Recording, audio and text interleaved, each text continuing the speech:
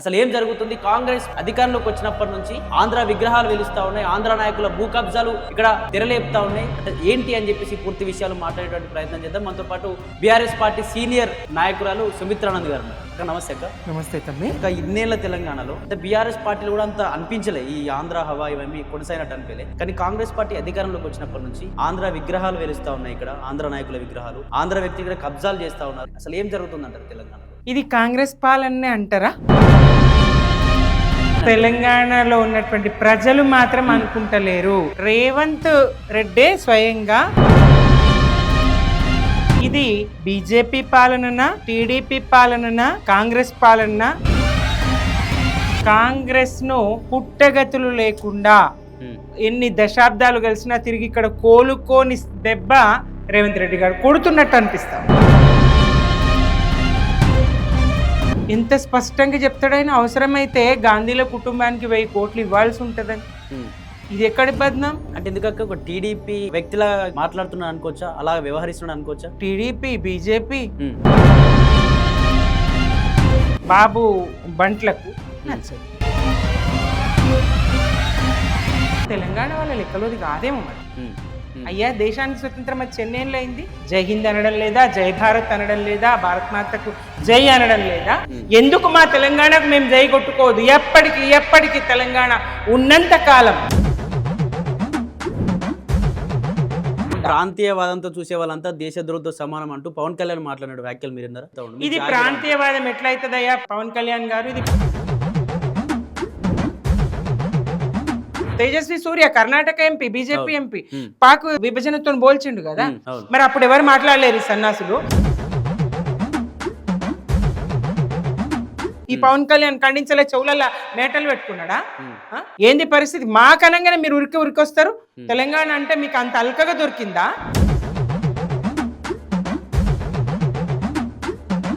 గద్దర్కు బుల్లెట్లు తగిలినప్పుడు మీరు అంత ఎటువేరు, మరి నా దగ్గరికి వస్తే నేను ఒక కారు ఇప్పించాను, నేను ఆరోగ్య పరిస్థితులు చూసుకున్నా, నా దగ్గర ఉన్న బుల్లెట్లు తగిలినప్పుడు అని పవన్ కళ్యాణ్ అంటారు. గద్దర్కు మీ పార్ట్నరు, మీ భాగస్వామి పవన్ కళ్యాణ్ కూడా ఇది బరాబర్ తెలంగాణ కూడా మా జాగిరే, మేము బరాబర్ ఇక్కడ పోటీ చేస్తాం, మీ ఎవడాప్తారో చూస్తామంటూ కూడా ఆ రోజు ఒక ప్రోగ్రామ్ కూడా పెట్టబోయిండు. జూన్ 2 నాడు తెలంగాణ రాష్ట్ర ఆవిర్భావ దినోత్సవం రోజు మేము మీ పాలనొద్దు మొర్రో అనే కదా పోరాడింది. మీ పాలనొద్దు మొర్రో అని మా బిడ్డలు ఎస్ మా అయ్య జాగిరే ప్రతి ఒక్క తెలంగాణ బిడ్డ గర్వంగా చెప్తారు. వాళ్ళు ఉత్తుతగానైనా చెప్పిన మాట కట్టుబట్టలతో ఎలగొట్టిరని మీ ఒంటి మీద గుడ్డలు ఇప్పదీసి ఉరికిచ్చే పరిస్థితి తెచ్చుకోవద్దు. రేవంత్ రెడ్డి గారి భాషలో చెప్తున్నాను. ఎంత కోపం, ఎంత ఆగ్రహం, ఎంత బాధ, ఎంత దుఃఖం. తెలంగాణ వచ్చినా మాకు అసలు ఏం జరగట్లేదు, మళ్ళీ మా అవే బతుకులు అయిపోతున్నాయి, మళ్ళీ తెలంగాణ ఉద్యమం రాబోతుంది అంటూ కూడా వాళ్ళు రోడ్లపైన విలపిస్తున్న పరిస్థితులు చూస్తా ఉన్నాం. మళ్ళీ ఒక ఉద్యమం రాబోతుంది అంటే ఇన్ని బలిదానాలు సాధించుకున్న తెలంగాణ వృధానేనా? ఈ కాంగ్రెస్ పాలనలో వృధా అన్నట్టే ఉన్నది. 2 లక్షల ఉద్యోగాలు ఏడాది లోపల భర్తీ చేస్తామని చెప్పి, అంతకుముందు పరిస్థితి ఎట్లా ఉంటుండే తెలంగాణలో? నెత్తురు వారందెన్నడో నా తెలంగాణ పల్లెలో. బీజేపీ మోదీ ప్రభుత్వము బడే బాయ్ చోటే బాయ్ బంధం కొనసాగుతా ఉన్నది. ఒక్క ఇటుక వేర్చిండ్రా, ఒక్క ఇల్లు కట్టి ఇల్లు ఊడుస్తున్నారు కదా. మీ మిత్రులది, మీ మంత్రులది ఇల్లు అట్లనే ఉంటాయి. ప్రజల గూళ్ళు చెరిపేసి, ప్రజల్ని రోడ్డు మీద వేసి దేవుడికి గుళ్ళు కడతా అంటే మానవ సేవనే మాధవ సేవ కదా. నమస్తే, welcome to plus TV Telangana. Telangana సాధించి 12 ఏళ్ళు గడుస్తున్నా ఇప్పటికీ తెలంగాణ అస్తిత్వం కోసం నా జాగిరి నీ జాగిరి అంటూ పెద్ద ఎత్తున నినాదాలు వినిపిస్తూ ఉన్నాయి. మరోవైపు ఉద్యమకారులంతా కూడా మళ్ళీ రోడ్లు ఎక్కుతా ఉన్నారు. మళ్ళీ ఆంధ్ర పెత్తందారులంతా కూడా తెలంగాణకు రాబోతా ఉన్నారు. మళ్ళీ తెలంగాణని ఆంధ్ర కట్టబెట్టేటువంటి కుట్ర కూడా జరగబోతుంది అంటూ కూడా కొందరు మేధావులు మాట్లాడుతూ ఉన్నారు, ఉద్యమకారులు మాట్లాడుతూ ఉన్నారు. అసలు ఏం జరుగుతుంది? కాంగ్రెస్ అధికారంలోకి వచ్చినప్పటి నుంచి ఆంధ్ర విగ్రహాలు వెలుస్తూ ఉన్నాయి, ఆంధ్ర నాయకుల భూ కబ్జాలు ఇక్కడ తెరలేపుతా ఉన్నాయి. అంటే ఏంటి అని చెప్పేసి పూర్తి విషయాలు మాట్లాడేటువంటి ప్రయత్నం చేద్దాం. మనతో పాటు బీఆర్ఎస్ పార్టీ సీనియర్ నాయకురాలు సుమిత్రానంద్ గారు ఉన్నారు. అక్క నమస్తే. అక్క నమస్తే తమ్మి. ఎట్లా ఉన్నారు అక్క? బాగుంది. ఇంకా మీరు కూడా చూస్తున్నారు, మీకు కూడా ఈ కాంగ్రెస్ వచ్చినప్పటి నుంచి మీకు కూడా ఐడియా వస్తుంది అసలు కాంగ్రెస్లో ఏం జరుగుతుంది ఏంటి అని. వీడియో చూస్తున్నాక ఇన్నేళ్ళ తెలంగాణలో అంటే బీఆర్ఎస్ పార్టీలు కూడా అంత అనిపించలే, ఈ ఆంధ్ర హవా ఇవన్నీ కొనసాగినట్టు అనిపించలే. కానీ కాంగ్రెస్ పార్టీ అధికారంలోకి వచ్చినప్పటి నుంచి ఆంధ్ర విగ్రహాలు వెలుస్తూ ఉన్నాయి, ఇక్కడ ఆంధ్ర నాయకుల విగ్రహాలు, ఆంధ్ర వ్యక్తులు ఇక్కడ కబ్జాలు చేస్తూ ఉన్నారు. డైరెక్ట్గా ఎంపీ రమేష్ లాంటి వ్యక్తులే వచ్చి ఇది నా భూమి అంటూ బంజారాహిల్స్లో గొడవలు పెట్టేటువంటి పరిస్థితులు కనిపిస్తున్నాయి. అసలు ఏం జరుగుతుందంటారు తెలంగాణలో? మిమ్మల్ని ప్రశ్న అడుగుతున్నాను, ఇది కాంగ్రెస్ పాలనే అంటారా? అంటే రేవంత్ చేస్తున్నటువంటి పాలన, రేవంత్ సీఎం గా కొనసాగుతున్నటువంటి ఈ ప్రభుత్వము కాంగ్రెస్ ప్రభుత్వం అంటారా? అంటే కాంగ్రెస్ చేదు గుర్తునే గెలిచింది కాబట్టి కాంగ్రెస్ పాలన. తెలంగాణలో ఉన్నటువంటి ప్రజలు మాత్రం అనుకుంటలేరు. రేవంత్ రెడ్డే స్వయంగా కాంగ్రెస్ ను బొందబెట్టే పని చేస్తూ ఉన్నాడు. ఇది బీజేపీ పాలననా, టీడీపీ పాలననా, మరి కాంగ్రెస్ పాలన అర్థం కాని అయోమయ పరిస్థితిలో రాష్ట్రం ఉన్నది. స్పష్టంగా ఒకటి మాత్రం తెలుస్తుంది, కాంగ్రెస్ ను పుట్టగతులు లేకుండా ఎన్ని దశాబ్దాలు కలిసినా తిరిగి ఇక్కడ కోలుకోని దెబ్బ రేవంత్ రెడ్డి గారు కొడుతున్నట్టు అనిపిస్తా ఉంది. ఆ స్థాయి ఈయన పదే పదే రేవంత్ రెడ్డి గారు మాట్లాడుతూ ఇతర పార్టీలను ఉద్దేశించి, ప్రధానంగా మా బీఆర్ఎస్ను ఉద్దేశించి ఇన్ని మీటర్ల గోయిదవ్వి, అన్ని కిలోమీటర్ల గోయిదవ్వి పూడ్చి పెడతా, పాతి పెడతా అంటాడు కదా. కానీ ఆయన నిజంగా చేస్తున్నది ఏంటంటే కాంగ్రెస్ ను పూడ్చి పెడతా ఉన్నాడు. ఎంత అంటే భూమి అంచుల వరకు, చివరి వరకు తవ్వి, ఈయన కిలోమీటర్ల లెక్కలు చెప్పలేను కానీ భూమి చివరి వరకు, పాతాళం వరకు గోయిదవ్వి కాంగ్రెస్ ను తిరిగి జన్మలో కోలుకోని విధంగా పూడ్చిపెడతా ఉన్నాడు, పైకి రాని విధంగా జరుగుతున్న పాలన అది. ఇక్కడ ఆయన ఏం చేస్తా ఉన్నాడంటే, నేను ఒక వ్యూహాత్మకంగా వ్యవహరిస్తున్నా అనుకుంటున్నాడు. ప్రజలే మెడ్డిగుడ్డోళ్ళు కాదు. నేను సంఘ్ పరివార్ నుంచి వచ్చిన, నేను ఆర్ఎస్ఎస్ అని చెప్పేసి బీజేపీకి ఆశ పెట్టి, మరి ఎన్నెట్టుకున్న వీడు మా ఓడే అని చెప్పేసి బీజేపీ అనుకునే విధంగా, అట్లా ఆయన ఓటుకు నోటు వ్యవహారం, ఆ కేసు సంబంధించి స్తబ్దంగా ఊరుకునేటట్టుగా, దానికి సంబంధించి ఇంకా అక్కడ ఏమి ఉండదు, అట్లా ఊరుకునేటట్టుగా బీజేపీని నమ్మించాడు. ఎప్పటికన్నా మన వైపు వస్తాడు, కాంగ్రెస్ ను దెబ్బ కొడతాడు. ఎందుకంటే బీజేపీ నైజం ఏంటి, షిండేలను తయారు చేస్తుంది. గతంలో బీఆర్ఎస్ అధికారంలో ఉన్నప్పుడు 100కు పైగా 106 మాకు ఉన్నప్పుడు కూడా ఏమన్నారు, షిండేలు ఉన్నారు పార్టీలో, షిండేలు ఉన్నారని మమ్మల్ని హెచ్చరించిండ్రు. వాళ్లకు 4 సీట్లు లేనప్పుడు మమ్మల్ని బెదిరించిండ్రు. మరి ఇప్పుడు అనరు, రేవంత్ రెడ్డికి షిండేలు ఉన్నారని హెచ్చరిక చేయరు. ఎందుకంటే రేవంత్ రెడ్డే కాంగ్రెస్ లో షిండే కాబట్టి, ఇక వేరే ముఖ్యమంత్రి వేరే ఉంటేనేమో షిండేలు ఉన్నారని చెప్పేది బీజేపీ. రేవంత్ రెడ్డే షిండే కాబట్టి ఇక్కడ షిండేలు ఉన్నారని హెచ్చరిక రేవంత్ రెడ్డికి ఎట్లా చేస్తుంది, బీజేపీ చెయ్యదు. ఒకటి అట్లా. ఇక రెండవది కాంగ్రెస్ కు ప్రత్యామ్నాయం లేదు అనే స్థాయిలో కాంగ్రెస్ ను వాళ్ళని నమ్మించగలిగి, ఇంకొకటి ఎటు చేజారిపోతాడు. ఈ రేవంత్ రెడ్డిని పక్కన పెడితే, రేవంత్ రెడ్డిని తప్పిస్తే ఎక్కడ చేజారి బీజేపీ వైపు వెళ్తాడు అన్నటువంటి వాళ్ళను భయపెట్టి నిలువరించే ప్రయత్నం. కర్ణాటకలో మారినా తెలంగాణలో మారరు. ఎందుకు? అసలు ఏడాదికో ముఖ్యమంత్రి మార్చే చరిత్ర ఉన్నటువంటి కాంగ్రెస్ 2.5 సంవత్సరాలైనా ఎన్ని తప్పులున్నా కొనసాగిస్తూనే ఉన్నారు. ఎందుకంటే ఇది ఎక్కడ చేజారి అటువైపు వెళ్తాడో, చీలికి ఎక్కడ తీసుకొస్తాడో అని చెప్పేసి కాంగ్రెస్ భయం. ఎవరన్నా పార్టీని బజార్లో వేసుకుంటారా? ఎంత స్పష్టంగా చెప్తాడైనా, అవసరమైతే గాంధీల కుటుంబానికి 1000 కోట్లు ఇవ్వాల్సి ఉంటుందని. ఇది ఎక్కడి బద్నాం? మాంసం తింటారని ఎవరైనా ఎముకల మెడల్ వేసుకొని తిరుగుతారా? నిజంగా పార్టీ ఫండ్ మీరు ఇస్తారు, వాళ్ళు తీసుకుంటారు, కేరళకు మోస్తారు, ఎక్కడ ఎన్నికలు ఉంటే అక్కడికి మోస్తారు, అది తెలిసిన విషయమే. కానీ ఓపెన్ గా పార్టీకే ఇస్తున్నా అని చెప్తున్నాడు అంటే, గాంధీల కుటుంబానికి ఇస్తున్నా అని చెప్తున్నాడు అంటే అర్థమవుతుంది కదా ఏ స్థాయిలో పార్టీని బ్లేమ్ చేసే పరిస్థితులు ఎక్కడున్నాయో. అట్లాగే మంత్రుల మీద, సహచర మంత్రుల మీద రోజొకరి మీద ఒక రకమైన కుట్ర, రోజొకరిని బజార్లు వేసేటువంటి ప్రయత్నం, రోజొకరిని ఒక కుంభకోణం బయటకు తెచ్చే ప్రయత్నం. ఇట్లా దీన్ని బట్టే ప్రజలకు స్పష్టంగా అర్థమవుతా ఉన్నది. ఎక్కడ చూసినా ఇదే చర్చ. మనం ఎవరో తెలియని చోటికి పోయి నిలబడ్డా నలుగురు అదే మాట్లాడుకునే పరిస్థితి ఇప్పుడు తెలంగాణలో ఉంది. అంటే ఎందుకంటే ఒక టీడీపీ వ్యక్తిలా ఇక్కడ మాట్లాడుతున్నాడు అనుకోవచ్చా, అలా వ్యవహరిస్తున్నాడు అనుకోవచ్చా? టీడీపీ, బీజేపీ ఏదైనా అనుకోవచ్చు. కాంగ్రెస్ అయితే అనుకోవడానికి లేదన్నట్టు పరిస్థితి ఉన్నది. ఎందుకంటే ఇక్కడ ఆ క్వశ్చన్ ఎందుకు రేజ్ ఏంటంటే మీనాక్షి నటరాజన్ ఒక గాంధేయవాది అని చెప్పి కాంగ్రెస్ వాళ్ళే మాట్లాడుతూ ఉంటారు. ఆమె గురించి హిస్టరీ చూసినా కూడా ఇక్కడ కూడా మచ్చ ఉండదు ఆమెకు. కానీ తెలంగాణలో ఒక కేసు ఏందని చెప్పేసి తెలంగాణ వ్యక్తులే పోయి బీజేపీ వాళ్ళకి చెప్పడం, అలాగే షబ్బీర్ అలీ విషయంలో కూడా ఇన్వాల్వ్ అవ్వడం, మహేష్ కుమార్ గౌడ్ టీపీసీసీ కిందనే చైర్ కిందనే మంటలు పెట్టి ఇవన్నీ కాంగ్రెస్ పార్టీలోనే కనిపిస్తున్నాయి. ఎందుకు అసలు ఇదంతా ఏం జరుగుతున్నట్టు అసలు స్పష్టంగా అర్థమవుతుంది కదా. మీనాక్షి నటరాజన్ ఈ రోజుల్లో అట్లాంటి గాంధేయవాది ఇంకొకరు ఉన్నట్టు ఎవరికి కనిపించదు. అంత నిరాడంబరంగా ఆ స్థాయి రాజకీయ ప్రాబల్యం కలిగి ఉండి కూడా ఒక రాష్ట్రానికి వ్యవహారాల ఇన్ఛార్జిగా ఉండగలిగినటువంటి తాను ఎంత నిరాడంబరంగా ఉంటది ప్రజలంతా గమనిస్తాను, చూస్తా ఉన్నారు.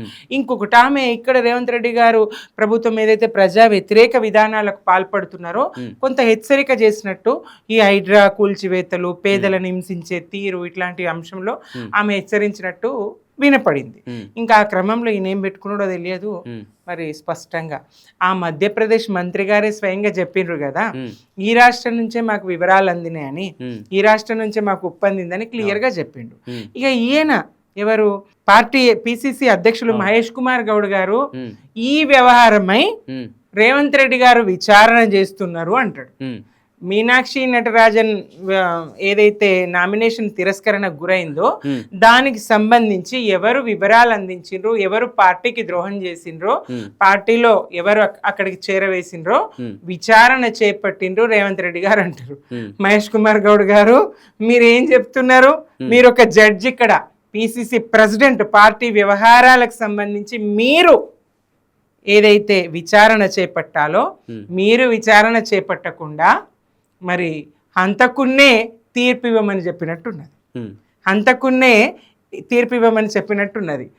ఎక్కడ న్యాయం ఇది? మీరు కదా విచారణ చేపట్టాలి. ఎవరు రేవంత్ రెడ్డి మీదనే అనుమానం ఉంటే రేవంత్ రెడ్డి ఎట్లా విచారణ చేస్తారు?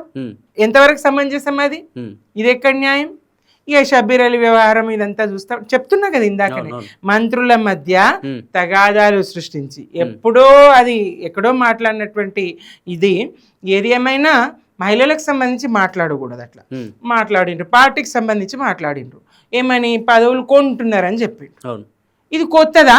మరి కోమటిరెడ్డి రాజగోపాల్ రెడ్డి మీద ఎందుకు చర్యలు తీసుకోలేదు? 500 కోట్లు ఇచ్చి పిసిసి ప్రెసిడెంట్ కొన్నాడు అని చెప్పినప్పుడు ఎందుకు చర్యలు తీసుకోలేదు? మరి రేవంత్ రెడ్డికి ఆ డబ్బు ఎక్కడి నుంచి వచ్చిందని ఎందుకు విచారణ చేయలేదు? ఎవరు ఆయన పెట్టుబడిదారుడు? ఎవరు ఆ పెట్టుబడిదారి కోటాలో ఎట్లా అయినా రాగలిగిండు? పేమెంట్ కోటాలో పిసిసి ఎట్లా తీసుకోగలిగిండు? మరి పదే పదే ఆరోపించిన కోమటిరెడ్డి రాజగోపాల్ రెడ్డి గారు దాని మీద విచారణ ఉండదు. మరి ఆయన్ని శిక్షించడం ఉండదు, ఆయనకు నోటీసులు ఇవ్వడం ఉండదు. ఒక మైనారిటీ నాయకుడు తేలికగా దొరికిందా? ఎందుకంటే ఆయన ఢిల్లీ స్థాయిలో ప్రాబల్యం ఉన్నది కదా షబ్బీర్ అలీ గారికి. ఆయన గొంతు కోసిండండి రేవంత్ రెడ్డి గారు. నిజామాబాద్ కు అసెంబ్లీకి పంపించి మా పార్టీ వ్యవహారం కాదు, మా పార్టీకి సంబంధం లేదు, అయినప్పటికీ నేను ఆ జిల్లాకు చెందినటువంటి వ్యక్తిగా, కామారెడ్డి జిల్లాకు చెందినటువంటి వ్యక్తిగా, ఉమ్మడి నిజామాబాద్ జిల్లాకు చెందినటువంటి ఒక రాజకీయ నాయకురాలిగా చెప్తున్నా. నిజామాబాద్ మున్సిపాలిటీలో 2 సార్లు బీజేపీ కైవసం అయింది. తర్వాత ఎండల లక్ష్మీనారాయణ గారు ఎమ్మెల్యేగా గెలుపొందింది అక్కడ నుంచి. అది దాదాపుగా బీజేపీ సీటే. అటువంటి చోట ఒక మైనారిటీ నాయకుడిని తీసుకుపోయి అక్కడ పెడితే ఎట్లా ఉంటది?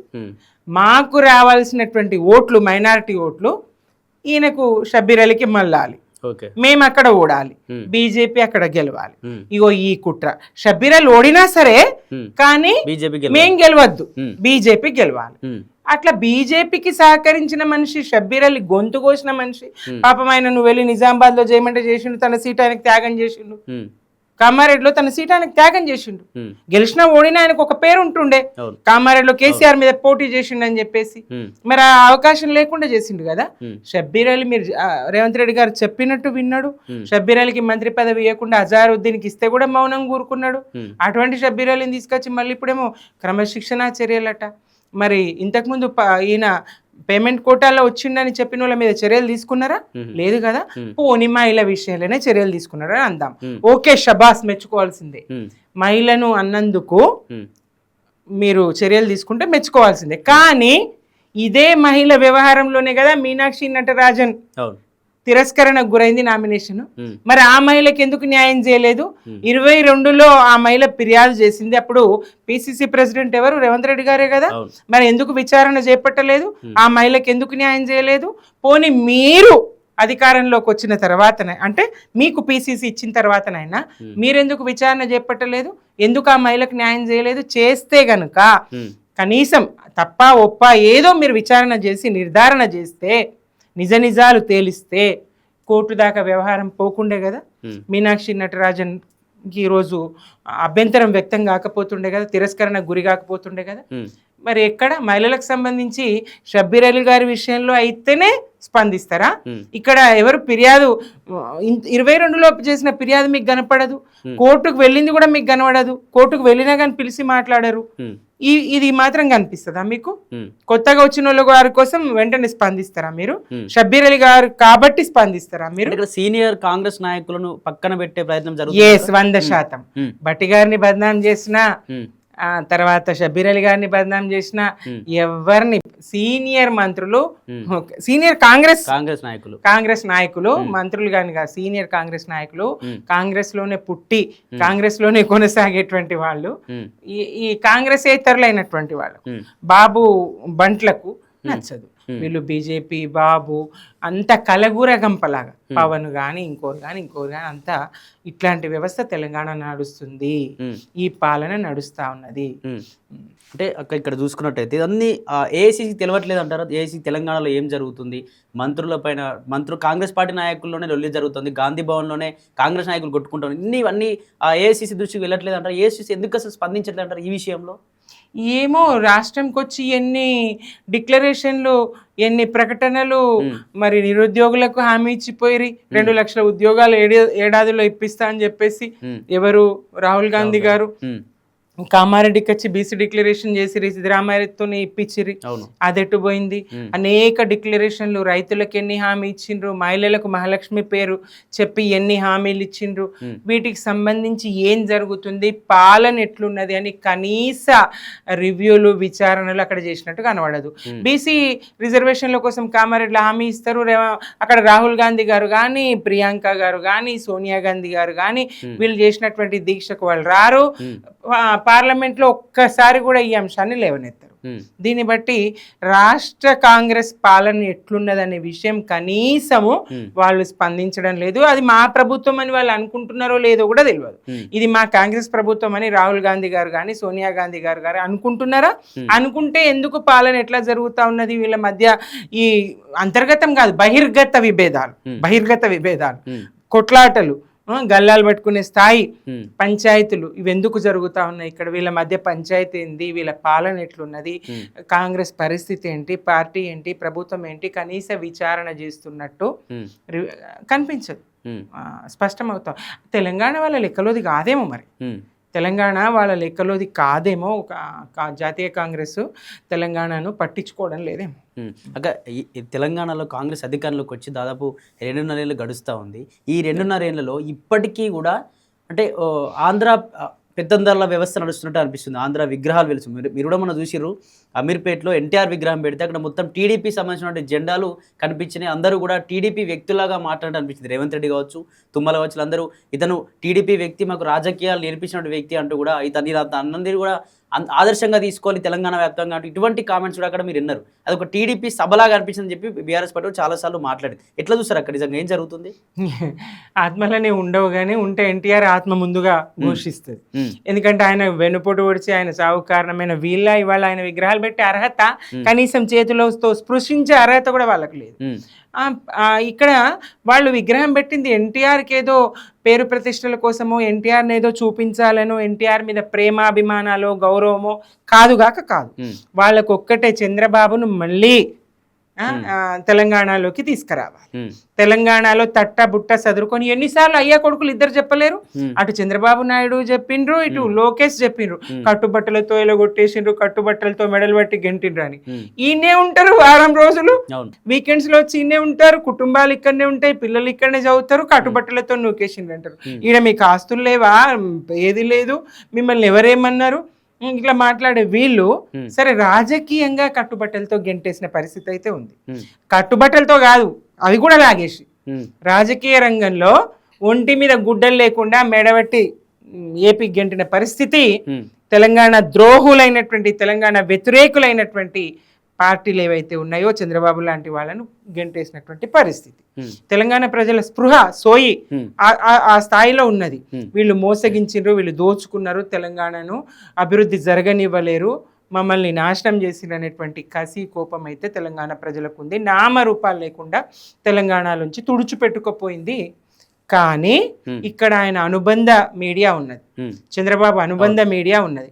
ఇక్కడ ఆయన పెట్టుబడి పెట్టి పంపించినటువంటి వారసుడు ఇక్కడ ఉన్నాడు ముఖ్యమంత్రిగా, ఆయన వారసుడు ఇక్కడ ఉన్నాడు. కాబట్టి ఆయనను మళ్ళీ వారసునిగానో రహస్యంగానో కాంగ్రెస్లో ఉండో కాదు, డైరెక్ట్ ఆయనే తీసుకురావాలని ముఖ్యమంత్రిగా ప్రయత్నం చేసినట్టు అనిపించింది. కానీ తెలంగాణలో ఏ రకంగా చూసినా ఆయన అనుబంధ మీడియా, పచ్చ మీడియా ఏ స్థాయిలో ఆయనను లేపినా, ఇటు ఆయన శిష్యుని ఏ స్థాయిలో లేపినా, ఏ స్థాయిలో బీఆర్ఎస్ను బద్నాం చేసినా, ఏ స్థాయిలో బీఆర్ఎస్ను నష్టం చేయాలని చూసినా ప్రజలకు వాస్తవాలు తెలుసు. తెలంగాణ ప్రజలకు ఈ 2.5 సంవత్సరాల్లో స్పష్టమైంది. తెలంగాణ అస్తిత్వానికే దెబ్బ తగులుతా ఉంటే తెలంగాణ ఇంకెందుకు అంటారు, ఇంకా తెలంగాణ ఎందుకు అంటారు, తెలంగాణ వచ్చింది అయిపోయింది అంటారు. అయ్యా దేశానికి స్వతంత్రం వచ్చి ఎన్నేళ్ళు అయింది, ఎన్ని దశాబ్దాలు గడిచినా మరి జై హింద్ అనడం లేదా, జై భారత్ అనడం లేదా, భారత్ మాతకు జై అనడం లేదా? ఎందుకు మా తెలంగాణకు మేము జై కొట్టుకోవద్దు, ఎందుకు మా తెలంగాణకు మేము జై కొట్టుకోవద్దు? ఎప్పటికీ తెలంగాణ ఉన్నంత కాలం, తెలంగాణ బిడ్డలు ఉన్నంత కాలం తెలంగాణకు జై కొట్టుకుంటారు తప్పకుండా. ప్రాంతీయవాదంతో చూసే వాళ్ళంతా దేశద్రోహంతో సమానం అంటూ పవన్ కళ్యాణ్ మాట్లాడినాడు వ్యాఖ్యలు మీరు విన్నారా? అతను మాట్లాడుతూ ఉండు, ఇది ప్రాంతీయవాదం ఎట్లయితదయ్యా పవన్ కళ్యాణ్ గారు? ఇది ప్రాంతీయవాదం ఎట్లయితది? మా అస్తిత్వం, మా ఉనికి, మా జై తెలంగాణ, మేము మా నినాదం ఇది ప్రాంతీయవాదంగానే కాదు. అవును, బీజేపీ మాటలు ఈయన మాట్లాడతాడు, ఆయన అననే అన్నాడు కదా. మొన్న ఎవరు Tejasvi Surya Karnataka MP, BJP MP, Pak విభజనతో పోల్చిండు కదా, ఇండియా పాక్ విభజనతో పోల్చిండు కదా. మరి అప్పుడు ఎవరు మాట్లాడలేరు ఈ సన్నాసులు? అట్లెట్లయితదిరా? తెలంగాణ భారత్ లో భూభాగము, అంతర్భాగము, ఈ దేశంలో ఒక రాష్ట్రము, ఎట్లా మాట్లాడతావని ఎవరు ఖండించలే? ఈ పవన్ కళ్యాణ్ ఖండించలే? చెవులల్లా మేటలు పెట్టుకున్నాడా? ఏంది పరిస్థితి? మాకనంగానే మీరు ఉరికొస్తారు.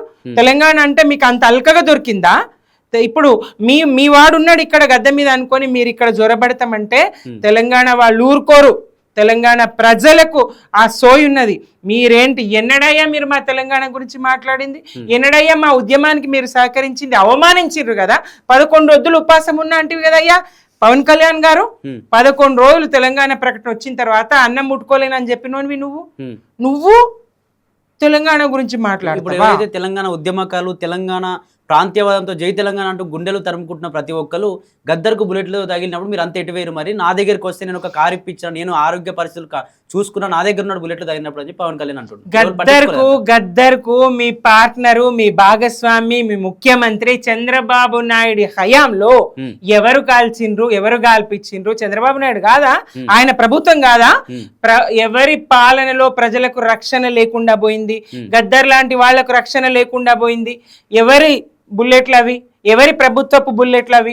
ప్రజలకు తెలియదా? నువ్వు ఎక్కడున్నావు అప్పుడు? అసలు పవన్ కళ్యాణ్ గారు గద్దర్కు బుల్లెట్లు తగిలినప్పుడు తెలంగాణ ఎంత తల్లడిల్లిందో మీరేం చూసిండ్రు? మీరెక్కడున్నారు? తెలంగాణ కాదు, యావత్తు దేశం ఇటువైపు ఒక్కసారి చూసింది. తుల్లి పడ్డది దుఃఖం, బాధ.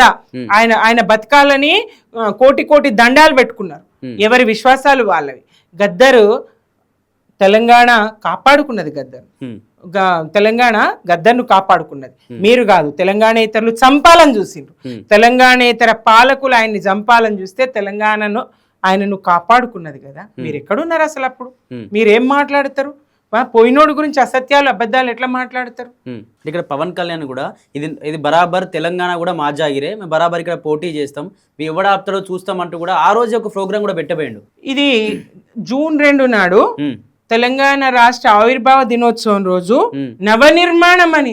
అయ్యా నువ్వు ఏం నవనిర్మాణం? తెలంగాణ నవనిర్మాణం కాదు, మీ పార్టీ నవనిర్మాణం చేసుకుంటా అంటే మాకేం అభ్యంతరం లేదు. ఈడ కాదు, పంజాబ్ కోతావా, కర్ణాటక కోతావా, తమిళనాడు కోతావా, దేశంలో ఉన్న రాష్ట్రాలన్నీ ఎక్కడికి పోతావో అక్కడ మెడుకు, మాకు అభ్యంతరం లేదు. ఒరిస్సా, ఛత్తీస్గఢ్, ఇంకా నీ ఇష్టం చేసుకో. ప్రజాస్వామ్యంలో మీరు ఎక్కడైనా పోటీ చేయొచ్చు, ఏదైనా చేయొచ్చు, ఆ అర్హత మీకున్నది, ఎవరు అడ్డు చెప్పరు. కానీ మీరు ఒక ప్రత్యేకమైన రోజు నాడు వచ్చి మేము నవనిర్మాణం చేస్తామంటే మాకు చేత కాదా? మేము మీ పాలనొద్దు మొర్రో అనే కదా పోరాడింది. మీ పాలనొద్దు మొర్రో అని మా బిడ్డలు పెట్రోల్ పోసుకొని కాల్చుకొని చచ్చిర్రు కదా. మీ పాలనొద్దు, వలస పాలనొద్దు, మా రాష్ట్రాన్ని మేము పాలించుకుంటాం అని చెప్పి కదా మా బిడ్డలు సోనియా గాంధీ కనిపించాలని పార్లమెంట్ దగ్గర మరి ఊరేసుకొని చచ్చిపోయినరు. ఇది మా పరిస్థితి. ఈ కాంగ్రెస్ డిఎస్ ఓడిపోవాలని మైసమ్మకు తనను బలిచ్చుకున్నాడు కదా ఈశాన్ రెడ్డి ఓయూలో. మా బిడ్డలు ఇట్లా కాల్చుకుంటే మా శ్రీకాంతాచారి, మా కానిస్టేబుల్ కిష్టన్న ఒక్కొక్కరు వాళ్ళు బలి కావడానికి, వాళ్ళ అమరత్వానికి కారణం ఎవరు? మీరు కదా. మీది వద్దనే కదా మేము చేసుకున్నది. మా పాలన మాతో కాదా? మళ్ళీ మీరు పాలిస్తారా? గుంటనక్కలు ఇక్కడ ఎవరు అధికారంలో ఉన్నాయో చూసి గుంటనక్కలు మెల్లగా తోకలూపుతూ తెలంగాణలో ప్రవేశించాలని చూస్తున్నాయి. తెలంగాణ ద్రోహులైనటువంటి గుంటనక్కలు తెలంగాణలోకి రానిచ్చి జోరబడనిచ్చేది ఎవరిక్కడ? వాళ్ళు విద్వేషాలు రెచ్చగొట్టడానికి వస్తున్నారు, నిజంగా పోటీ చేయడానికి కాదు. గతంలో పోటీ చేయలేదా? ఎవరు అభ్యంతరం పెట్టిండ్రు? 8 అసెంబ్లీ సీట్లలో పోటీ చేస్తారు. తర్వాత మీకు ఎన్ని ఓట్లు వచ్చినాయి, 5, 10 అనేది లెక్క. తర్వాత మీరు పోటీ అయితే చేసిండ్రు. తర్వాత మీరు మొన్న మున్సిపల్ ఎన్నికల్లో కూడా పోటీ చేసిండ్రు కదా. ఎవరైనా అభ్యంతరం పెట్టిండ్రా? ఇక్కడ మీరు పోటీ చేస్తే అభ్యంతరం పెట్టే వాళ్ళు ఎవ్వరూ లేరు. కానీ విద్వేషాలు రెచ్చగొడతా అంటే ఊరుకునేది ఎవరు లేదు. ఎస్, మా అయ్య జాగిరే. ప్రతి ఒక్క తెలంగాణ బిడ్డ గర్వంగా చెప్తారు మా అయ్య జాగిరే అని. గొంతెత్తి నినదిస్తారు. తరిమి కొడతారు మిమ్మల్ని. మీరు తరిమి కొట్టే పరిస్థితులు తెచ్చుకోవద్దు. వాళ్ళు ఉత్తుతగనని చెప్పిన మాట కట్టుబట్టలతో ఎలగొట్టిరని మీ ఒంటి మీద గుడ్డలు ఇప్పదీసి ఉరికిచ్చే పరిస్థితి తెచ్చుకోవద్దు. రేవంత్ రెడ్డి గారి భాషలో చెప్తున్నా నేను. మాట్లాడకూడదు ఒక మహిళగా, కానీ మీ చేతలు అట్లా మాట్లాడిస్తా ఉన్నాయి, మీ మాటలు అట్లా మాట్లాడిస్తా ఉన్నాయి, మీరు రగులు కొలుపుతున్నటువంటి విద్వేషం అట్లా మాట్లాడిస్తా ఉన్నది. ఎంత కోపం, ఎంత ఆగ్రహం, ఎంత బాధ, ఎంత దుఃఖం, ఎన్ని త్యాగాలు ఎట్లా జరిగినాయి, ఇన్ని బలిదానాలు ఎట్లా జరిగినాయి. రక్త పిశాచులు కదా మీరు, రక్తం దాగినరు కదా తెలంగాణ బిడ్డలయ్యి. మీరా తెలంగాణలో నవనిర్మాణం చేస్తారు? మీ ఇల్లు సర్దుకోండి, మీరు నిర్మాణం చేసుకోండి. మా నిర్మాణం మేం చేసుకోగలుగుతాం, మా పాలన మేం చేసుకోగలుగుతాం, మా బిడ్డల భవిష్యత్తు మేము నిర్ణయించుకోగలుగుతాం, ఏర్పాటు చేసుకోగలుగుతాం. మీకు అవసరం లేదు. ఇదే చెప్పదలుచుకున్నాను. అంటే ఎన్నో బలిదానాలు, 1200 మందికి పైగా బలిదానాలు, ఎందరో తల్లుల వాళ్ళ యొక్క కుటుంబ సభ్యులను కోల్పోయారు, కొందరు కూతుళ్లను, కొందరు కొడుకులను కోల్పోయారు. అంతా 12 ఏళ్ళు గడుస్తూ ఉంది. గడిచినా కూడా మళ్ళీ నిరుద్యోగులు రోడ్లు ఎక్కుతా ఉన్నారు, ఉద్యమకాలు మళ్ళీ రోడ్లెక్కి నిరసనలు చేస్తున్నారు. మాకు తెలంగాణ వచ్చినా మాకు అసలు ఏం జరగట్లేదు, మళ్ళీ మా అవే బతుకులు అయిపోతున్నాయి, మళ్ళీ తెలంగాణ ఉద్యమం రాబోతుందంటూ కూడా వాళ్ళు రోడ్లపైన విలపిస్తున్న పరిస్థితులు చూస్తూ ఉన్నాం. అసలు ఏంటక్క మళ్ళీ ఒక ఉద్యమం రాబోతుంది అంటే ఇన్ని బలిదానాలు సాధించుకున్న తెలంగాణ వృధానేనా? ఈ కాంగ్రెస్ పాలనలో వృధా అన్నట్టే ఉన్నది. ఈ కాంగ్రెస్ పాలనలో 2.5 సంవత్సరాల పాలనలో 25 సంవత్సరాల వెనక్కి పోయినట్టు రాష్ట్రపు పరిస్థితులు దాపరించినాయి. మరి 1200 మంది పైచిలకు బిడ్డల బలిదానానికి కారణమైనటువంటి కాంగ్రెస్ వాళ్ళ గద్ద మీద కూర్చున్నది. డిసెంబర్ 9, 2009 ప్రకటనకు కేసీఆర్ గారి ఆమరణ నిరాహార దీక్షతో సోనియా గాంధీ గారి జన్మదినం నాడు ఏదైతే తెలంగాణ ప్రకటన చేసిండ్రో ఆ ప్రకటనకు కట్టుబడి ఉంటే ఈ 1200 మంది బిడ్డల బలిదానాలు ఉండేవి కాదు కదా. ఈ బలిదానాలకు కారణమే కాంగ్రెస్ కదా. అప్పుడు ఒకసారి అబద్ధం కాదు నిజం చెప్పినట్టున్నారు రేవంత్ రెడ్డి, బలిదేవత అని. ఇవాళ ఆ కాంగ్రెస్ పాలనలో మళ్ళా తెలంగాణ బిడ్డలని పొట్టన పెట్టుకునేటువంటి పరిస్థితి, వాళ్ళ కడుపు మార్చేటువంటి పరిస్థితి తీసుకొస్తా ఉన్నది. 2 లక్షల ఉద్యోగాలు ఏడాది లోపల భర్తీ చేస్తామని చెప్పి ఏవి 20,000 ఉద్యోగాలు కూడా స్వతహాగా వీళ్ళు ఇవ్వలేకపోయారు. బీఆర్ఎస్ గా 1,65,000 ఉద్యోగాలు ఇచ్చినప్పటికీ, ప్రభుత్వ ఉద్యోగాలు 3 లక్షల నుంచి 10-12 లక్షల వరకు ఐటీ రంగాన్ని వృద్ధి చేసినప్పటికీ, ఆ స్థాయి ఉద్యోగ కల్పన చేసినప్పటికీ, అలాగే అనేక వ్యాపారాలు వృద్ధి చెంది, వ్యవసాయం వృద్ధి చెంది, వలసలు వాపసు వచ్చి రాష్ట్రం ఒక సుభిక్షంగా సుఖశాంతులతోని. అంతకుముందు పరిస్థితి ఎట్లా ఉంటుండే తెలంగాణలో? నెత్తురు వారందెన్నడో నా తెలంగాణ పల్లెలో, నేలకు రాలందెన్నడో నా తెలంగాణ పల్లెలో అన్న స్థాయిలో దుఃఖం ఉంటుండే ఈ నేల మీద.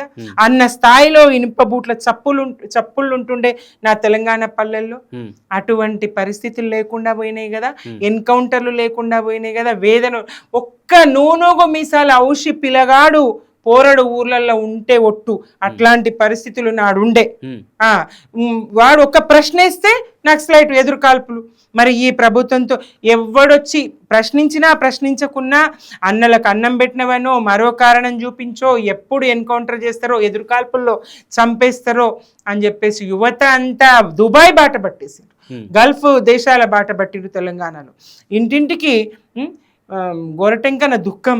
ఇంట్లో దీపం పెట్టే ముసలి తల్లిదండ్రికి కంట్రోలు బియ్యము కరుసులకు వంపేరు. ఇల్లు శోకాలతో తెలంగాణ తెల్లవారుతుందిరా. అట్లాంటి పరిస్థితి ఉండే కదా తెలంగాణలో.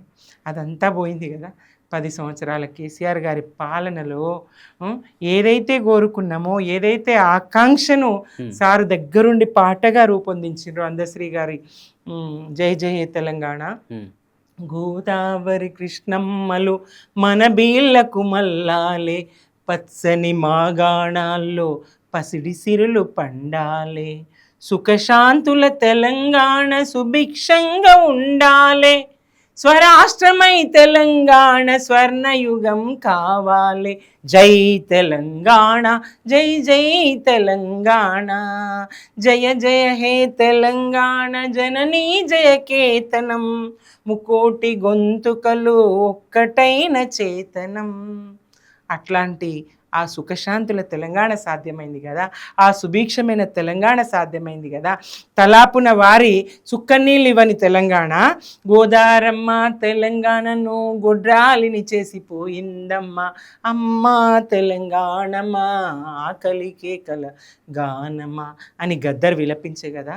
ఆ గోదారమ్మ చుక్క నీళ్ళు ఇయ్యని గోదారమ్మ నీళ్లను ఎత్తి ఎక్కడో కాళేశ్వరంలో పోసి మరి ప్రపంచ ప్రఖ్యాత ప్రాజెక్ట్ నిర్మాణం చేసి చెరువులన్నీ పూడికలు తీసి వాగులు వంకలన్నింటినీ పునరుద్ధరింపజేసి చెక్ డ్యాంల నిర్మాణం చేసి 24 గంటల విద్యుత్తు ఇచ్చి రైతులకు ఎంత చక్కటి పాలన, ఎంత చల్లటి పాలన.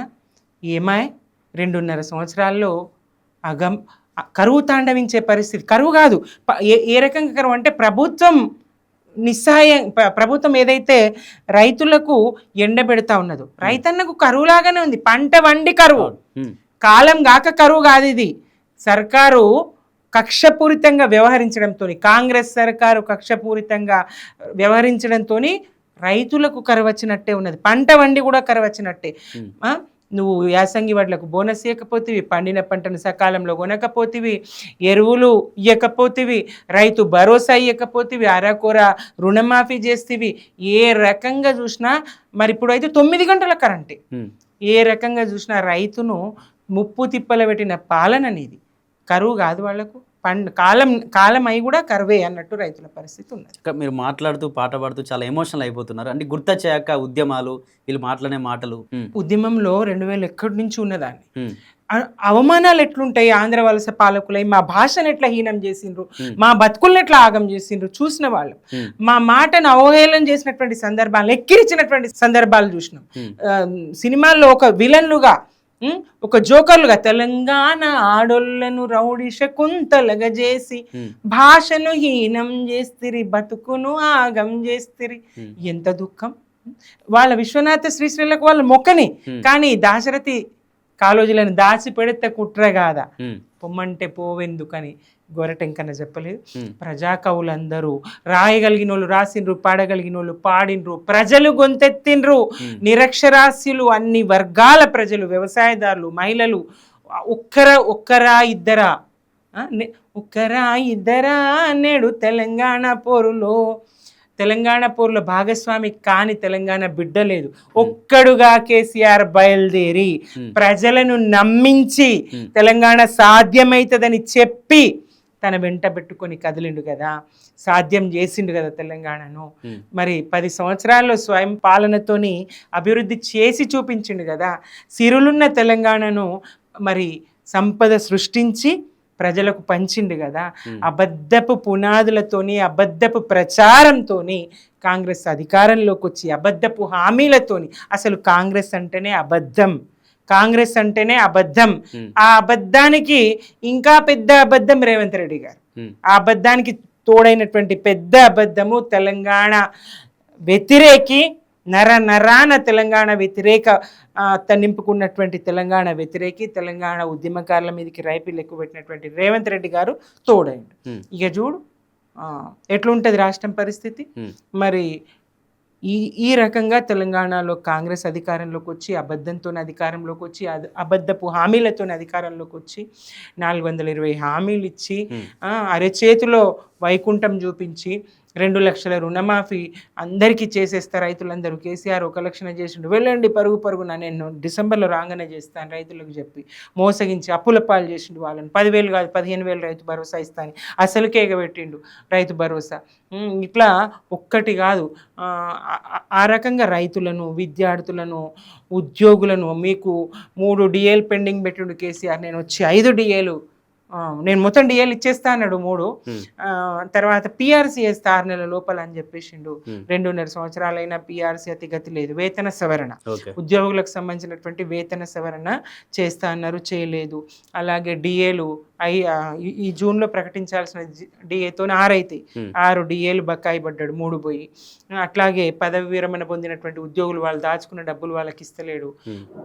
విద్యార్థుల ఫీజు రియంబర్స్మెంట్ ఒక్కటి కాదు, తెలంగాణలో ఈ మనిషికి బాకీ లేడు రేవంత్ రెడ్డి అనేది అందరికీ బాకీ పడ్డాడు. ప్రతి పౌరుడికి, అన్ని వర్గాలకు బాకీ పడ్డాడు, ప్రతి పౌరులకు బాకీ పడ్డాడు. ఇది రేవంత్ రెడ్డి పాలన. చివరిగా ఇంటర్వ్యూ ముగించే ముందు లాస్ట్గా ఒకటి మీ సజెషన్ కోరుతాను. ఏంటంటే కొందరు తెలంగాణ వ్యక్తుల చేతుల్లో, కొంత ఆంధ్ర నాయకులు కావచ్చు, ఆంధ్ర పార్టీలకు సంబంధించిన నాయకులు కావచ్చు, తెలంగాణ వ్యక్తుల నుంచి తెలంగాణ ఉద్యమకారుల కంట్లో పొడిపించేటువంటి మాటలు మాట్లాడడం, వాళ్ళ యొక్క కుటుంబాలను తిట్టించేటువంటి కార్యక్రమాలు జరుగుతూ ఉన్నాయి. అటువంటి వాళ్ళకి అంటే వాళ్ళ చేతుల్లో అమ్ముడుపోయి, అంటే వాళ్ళు ఇచ్చే డబ్బులకో లేకపోతే మందుకో ఏదో అమ్ముడుపోయి మన తెలంగాణ వాళ్ళు తిట్టేటువంటి కొంతమంది యువత కూడా ముందుకు వస్తూ ఉన్నారు. అటువంటి వాళ్ళకి మీరు ఏం సజెస్ట్ చేయాలనుకుంటున్నారు, ఏం చెప్పాలనుకుంటున్నారు? అదే కదా మొన్నటి ఎన్నికల్లో కొంత ప్రభావం చూపించింది.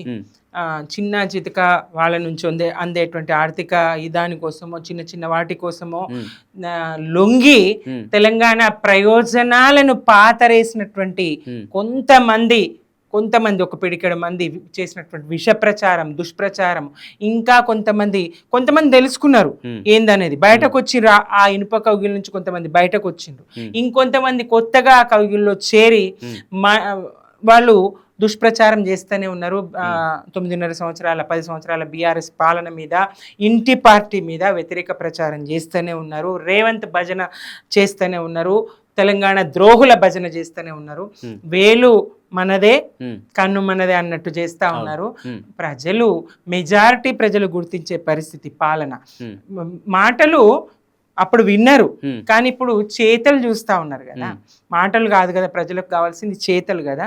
ఈ చేతి గుర్తు పార్టీ, ఈ కాంగ్రెస్ పార్టీ మాటలేం చెప్పింది, చేతలేం చేస్తా ఉన్నది, ప్రజలను ఎట్లా ధోకా చేస్తా ఉన్నది, అన్ని వర్గాలను ఎట్లా ధోకా చేస్తా ఉన్నది, ఎవరిని పావులుగా వాడుకుంటున్నది, ఎవరితోని బద్నాం చేయిస్తా ఉన్నది. అన్ని ప్రజలు చాలా విఘ్నులు, ప్రజలు చాలా తెలివిగల వాళ్ళు, వాళ్ళ తీర్పు తప్పకుండా ముందర రాబోతుంది. ఇక్కడ తెలంగాణ ద్రోహులకు పుట్టగతులు ఉండవు, ఇక్కడ తెలంగాణ ద్రోహపు మీడియా ఆటగట్టే రోజులు వస్తాయి, ఇక్కడ చంద్రబాబు మీడియా ఆటగట్టే రోజులు వస్తాయి. వాళ్ళు చేసే విష ప్రచారం, హరీష్ రావు గారు బీజేపీలోకి పోతారట, గిస్తాయి ప్రచారం, వీళ్ళకి పోయి చెప్పొచ్చినట్టుగా ఆయన 100 సార్లు 1000 సార్లు గట్టిగా, ఎంత గట్టిగా అంటే వాడు ఎవడన్నా అంటే ఆయన నోటితో అసంకల్పితంగా ఒక మాట వచ్చేసింది, తిట్టేసిండు. అయినప్పటికీ మళ్ళీ అదే మాట మాట్లాడతారు. ఇట్లా ఉంటది. బీజేపీతో పొత్తు పెట్టుకుంటారట. అరే పొత్తు పెట్టుకున్నాడు నిర్భయంగా చెప్తాం మేము రహస్యమా పొత్తు? ప్రజాస్వామ్యంలో గతంలో చంద్రబాబు వ్యతిరేకించిన చంద్రబాబుతోని జై కొట్టించి పొత్తు పెట్టుకున్నాం. వ్యతిరేకించిన ఎవరు వైఎస్ గారు, తెలంగాణ సమైక్యవాది వైఎస్ గారు, ఆయనతోని జై తెలంగాణ అనిపించి పొత్తు పెట్టుకోగలిగినాం. కమ్యూనిస్టులతోని పొత్తు పెట్టుకోగలిగినాం. పొత్తు పెట్టుకున్న నాడు నిర్భయంగా చెప్పి పెట్టుకుంటాం, అందులో ఇదేం లేదు. ఇప్పుడు మాత్రం బీజేపీ మోదీ ప్రభుత్వము బడే బాయ్ చోటే బాయ్ బంధం కొనసాగుతూ ఉన్నది. మాదేముంటుంది అప్పుడు? మీ బంధం కొనసాగుతూ ఉన్నది, మీరు ఇప్పుడు బాయ్ బాయ్ అనుకుంటా ఉన్నారు. ఇప్పుడు మీరిద్దరు ఒకటి. రాష్ట్ర రేవంత్ సర్కార్ ఒక గొడుగులాగా, ఒక రక్షణ కవచంలాగా బీజేపీ కాపాడుతోంది. బండి సంజయ్ గారు ప్రేమిత్రో ఆయన భుజాల మీద వేస్తారు, ఈయన ఇటేస్తారు. కిషన్ రెడ్డి గారు కానీ, బండి సంజయ్ గారు కానీ, రఘునందన్ రావు గారు కానీ, పాపం రేవంత్ రెడ్డి మీద పల్లెత్తు మాట ఎవరన్నా విరుచుకపడతారు. ఆయన్ని కాపాడేది వాళ్ళు. మేము వాళ్ళతో సఖ్యత అంటారు. ఇట్లాంటి ప్రచారం చేసి ప్రజల్ని గందరగోళంలోకి నెట్టే ప్రయత్నం చేస్తారు తప్ప అయినా ప్రజలు విఘ్నులని చెప్తా ఉన్నా కదా. తెలంగాణ ప్రజలు ఇప్పుడు పూర్తి స్పృహతోని సోయితోని ఉన్నారు. ఎవరి వల్ల తెలంగాణ సాధ్యమైంది, ఎవరి వల్ల తెలంగాణ అభివృద్ధి చెందింది. 74,000 కోట్ల రూపాయలు రైతుల అకౌంట్లో ఎవరేసిండ్రు? 96,000 కోట్ల రూపాయలతో కాళేశ్వర నిర్మాణం ఎవరు చేసిండ్రు? 40,000 చెరువుల పూడిక ఎవరు తీసిండ్రు? 1,65,000 ప్రభుత్వ ఉద్యోగాలు ఎవరిచ్చిండ్రు? ఐటీ రంగంలో దాదాపు 7-8 లక్షల ఉద్యోగాలను ఎవరు పెంచగలిగిండ్రు? ఎవరు జిల్లాలు ఏర్పాటు చేయగలిగిండ్రు? రెవెన్యూ డివిజన్లు ఏర్పాటు చేయగలిగిండ్రు? మండల వ్యవస్థను కొత్త మండలాలు ఏర్పాటు చేయగలిగిండ్రు? బంజారాలకు, లంబాడీలకు గ్రామ పంచాయతీలు ఏర్పాటు చేయగలిగిండ్రు? కొత్త గ్రామ పంచాయతీలు ఏర్పాటు చేసి అనేక భవనాలు, రోడ్లు, నిర్మాణాలు, అభివృద్ధి ఏ స్థాయిలో జరిగింది? మరి ఎట్లా కేసీఆర్ గారికి ఇది సాధ్యమైంది? కరోనా లాంటి కష్టకాలంను కూడా ఎట్లా కేసీఆర్ గారు అధిగమించి అభివృద్ధి చేయగలిగిండ్రు? రైతుల అకౌంట్లో టెన్షన్గా రైతు బంధు వేయగలిగిండ్రు, కళ్యాణ లక్ష్మి ఇవ్వగలిగిండ్రు, ఇన్ని 1000కి పైగా గురుకులాలు స్థాపించగలిగిండ్రు. ఎంత అభివృద్ధి కేసీఆర్ గారు చేసి చూపిస్తే, బట్టలు ఆరేసుకోవాలని ఎక్కిరిచిన వాళ్ళకి 24 గంటల కరెంట్ ఇచ్చి చూపిస్తే, రైతులకు ఉచితంగా 24 గంటలు కరెంట్ ఇచ్చినటువంటి ఏకైక రాష్ట్రంగా, ప్రతి ఇంటికి మంచినీళ్ళు ఇచ్చినటువంటి ఏకైక రాష్ట్రంగా తెలంగాణను తీర్చిదిద్దగలిగితే, వైకుంఠధామాలు, పల్లె ప్రకృతి వనాలు, చెత్త బండ్లు, చెత్త ట్రాక్టర్లు ఒక్కటి కాదు కదా. పల్లె ప్రగతి, పట్టణ ప్రగతి కార్యక్రమాలు, అవార్డులు, ఆ స్థాయి అభివృద్ధి చేసింది కేసీఆర్ అని ప్రజలకు తెలియదా? ప్రజలు ఆలోచిస్తారు కదా. మరి వాళ్ళ నిధులు లేవు, అప్పులైనాయి, మేము మితి కడుతున్నాం. 4 లక్షల కోట్లు తీసుకొచ్చి ఏం చేసినావో 4 లెక్కలు చెప్పయ్యా. హైదరాబాద్లో ఒక్క ఇల్లు కట్టిండ్రా? ఒక్క ఇటుక వేర్చిండ్రా? ఒక్క ఇల్లు కట్టిండ్రా? ఇండ్లు ఊడుస్తున్నారు కదా. విధ్వంసం కదా మీ పాలన. మీ మిత్రులది, మీ మంత్రులవి ఇండ్లు అట్లనే ఉంటాయి. అవి ఎక్కడనన్నా ఉండని, చెరువు మధ్యలోనే ఉండని, బఫర్లోనే ఉండని, ఎఫ్టీఎల్లోనే ఉండని, యాన్నన్నా ఉండని. పట్నం మహేందర్ రెడ్డి ఇల్లు ఏం కాదు, యనుమల తిరుపతి రెడ్డి ఇల్లుకి ఏం కాదు, పొంగులేటి శ్రీనివాసరెడ్డి ఇల్లుకి ఏం కాదు. కానీ పేదల ఇండ్లు కూలుస్తారా? మోసీ సుందరీకరణ పేరుతో 5 కిలోమీటర్ల దూరం అట. ఏం చేస్తారో ఈ గుళ్ళు కడతారట.